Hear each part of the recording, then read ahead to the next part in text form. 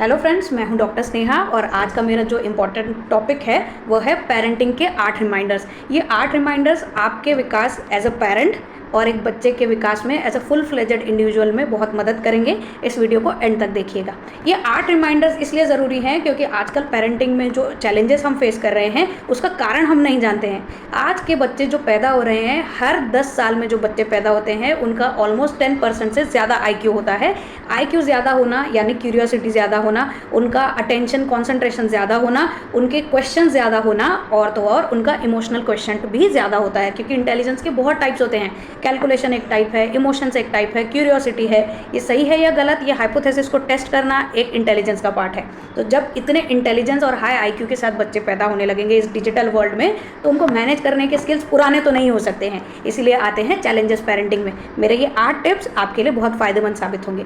तो पहला टिप है 5, 10, 15 रूल। 5, 10, 15 रूल यानी पहले 5 साल प्यार दें। बच्चा जब 0 से 5 ईयर्स तक का है तब तक उसे केवल प्रेम देना है।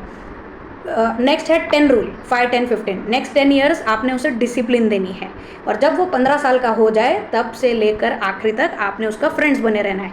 First 5 years love, next 10 years discipline, and as soon as your child becomes 15 year age old, become friends with the child. Second है ऑलवेज एंड ऑलवेज, इसे ध्यान रखें, अपने बच्चे को रिस्पेक्टफुली ट्रीट करें, बिहेव करें और कम्युनिकेट करें।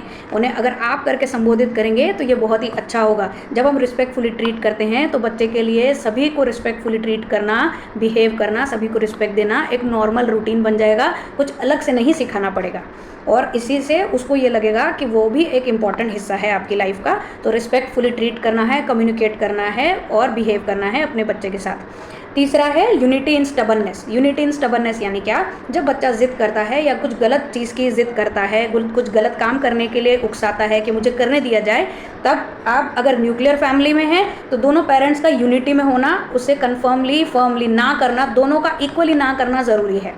अगर आप जॉइंट फैमिली में हैं और माँ बाप सिखा रहे हैं कि ये ज़िद गलत है, हम आपकी ये ज़िद पूरी नहीं कर सकते, तो जब दादा दादी इसका समर्थन करेंगे बच्चे का, तो बच्चे को गलत सिग्नल जाएगा और वो सोचेगा कि मेरे मम्मी पापा नो मतलब दुश्मन, और जो हाँ बोल रहा है यानी दादा दादी वो दोस्त हैं, वो अच्छे हैं। गुड और बैड की लेबलिंग होने लग जाएगी माइंड में और ये आगे चल के सही पर्सनैलिटी नहीं बनाएगा।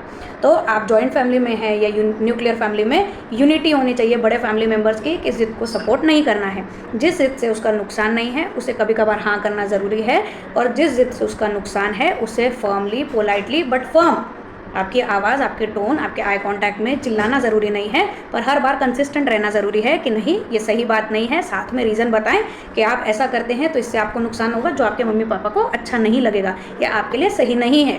ये बात आप दोहराएं और उसकी ज़िद ना माने। इसी तरह से यूनिटी इन स्टबर्ननेस रखेंगे तो ईजी होगा। चौथा, बच्चे को छोटी ही उम्र से हम सिखाते हैं कि प्रेयर्स करना, पूजा करना, नमस्ते करना, हरिओम करना या पूजा पाठ करना, भगवान के प्रति सिखाते संस्कार। उसी के साथ इक्वली इम्पॉर्टेंट है सही गलत का ज्ञान। सही ये है, गलत ये है, विथ रीजंस। आपको उस वक्त ये सिखाते वक्त विश्वास रखना है कि जो आप सिखा रहे हैं उसका मेमोरी कैच कर रहा है, बस वो रिस्पॉन्स में कम्युनिकेट नहीं करता है, हाँ जी नहीं करता है बड़ों की तरह, बट जो मेमोरी में जा रहा है उसका वो उपयोग ज़रूर करेगा जब वो बड़ा हो जाएगा और कम्युनिकेट कर पाएगा। क्योंकि मेमोरी में डाली गई चीज़ सुनी हुई या आँखों से वो कभी वाया नहीं जाती है।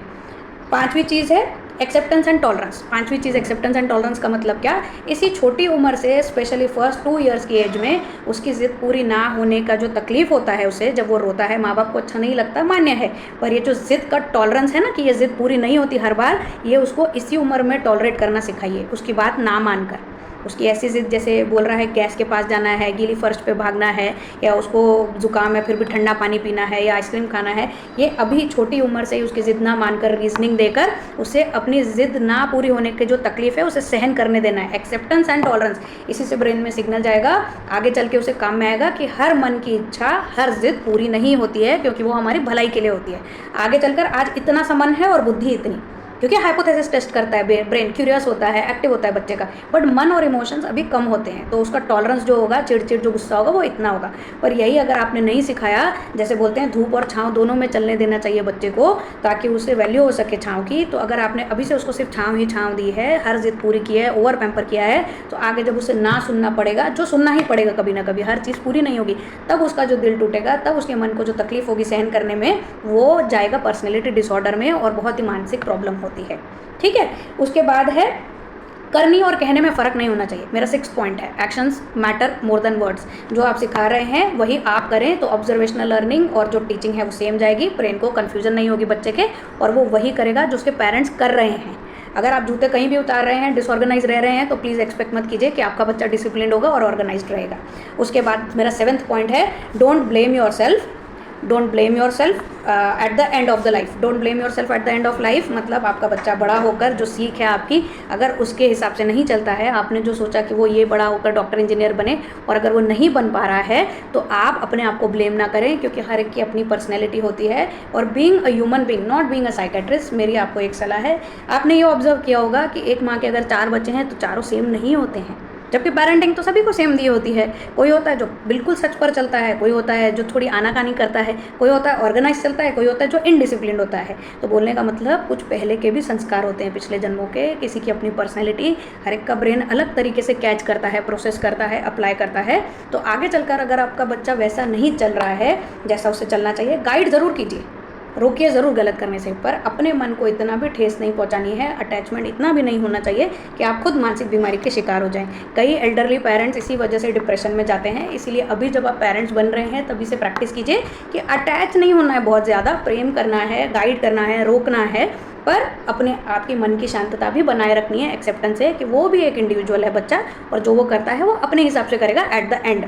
और लास्ट पॉइंट है मेरा, शुरुआत और एंड बच्चे की, यानी दिन की शुरुआत जब आप उसे गुड मॉर्निंग करते हैं और जब एंड करते हैं गुड नाइट, तो आप बच्चे को हक करके और उसे ये ज़रूर कहिए, ये जो पॉजिटिव पेरेंटल एफर्मेशन है ये बहुत मैजिकल काम करता है। आप उसे कहिए कि भले आप कितनी भी शरारतें करें, आप भले कितने भी हम आपको डांट लें, पर मम्मी पापा आपसे बहुत प्यार करते हैं, आप हमारी लाइफ में आए, ये हमारे लिए सबसे इम्पॉर्टेंट चीज़ है, खुशी की बात है, थैंक यू सो मच हमारी लाइफ में आने के लिए। जब आप ये शुरुआत से उसके मन में डालेंगे, वो लास्ट में जब सोएगा तो सिक्योर फीलिंग के साथ सोएगा। और जब सिक्योर फीलिंग होती है कि मेरे माँ बाप मुझे छोड़कर कहीं नहीं जाने वाले, they will be with me no matter what, then that security and confidence जो बॉडी लैंग्वेज में बच्चे के दिखेगा एज अ ग्रोइंग चाइल्ड, वो बहुत ही कमाल का होगा। तो ये 8 टिप्स थी पेरेंटिंग की, जो आपके लिए बहुत ही अच्छे रिमाइंडर साबित होंगे। Thank you.